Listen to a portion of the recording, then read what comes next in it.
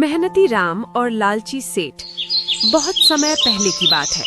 एक छोटे से गांव सुखपुर में राम नाम का एक गरीब मजदूर रहता था। राम बहुत मेहनती और ईमानदार इंसान था। उसके परिवार में उसकी पत्नी सीता और एक छोटा बेटा चिंटू था। राम रोज सुबह जल्दी उठकर गांव के अमीर आदमी सेठ गोपाल के यहाँ काम करने जाता था। सेठ गोपाल बहुत लालची और चालाक इंसान था। वह मजदूरों से दिन भर काम करवाता था, लेकिन पैसे बहुत कम देता था। एक दिन सीता ने कहा, सुनिए जी, चिंटू की स्कूल से खबर आई है। अगर कल तक फीस नहीं भरी तो उसे स्कूल से निकाल दिया जाएगा। राम उदास होकर बोला, सीता, मैं क्या करूं?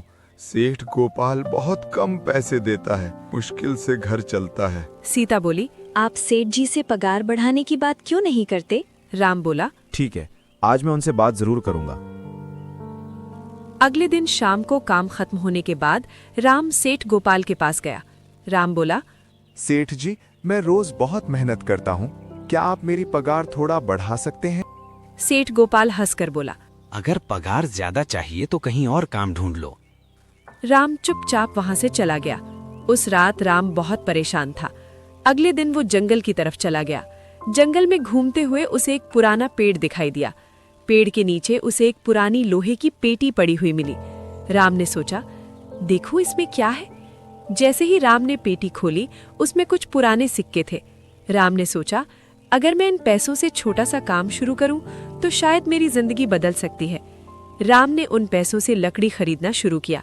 वो लकड़ियां काटकर बाजार में बेचने लगा। धीरे धीरे राम का काम चलने लगा।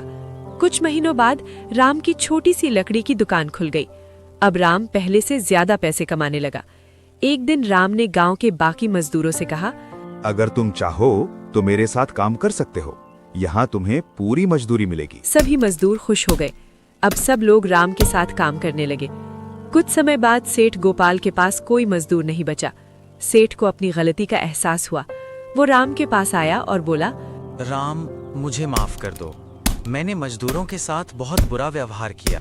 राम मुस्कुराकर बोला, सेठ जी, इंसान को हमेशा दूसरों के साथ अच्छा व्यवहार करना चाहिए। सेठ गोपाल को अपनी गलती समझ आ गई। सीख, जो इंसान मेहनत और ईमानदारी से काम करता है, एक दिन उसे जरूर सफलता मिलती है।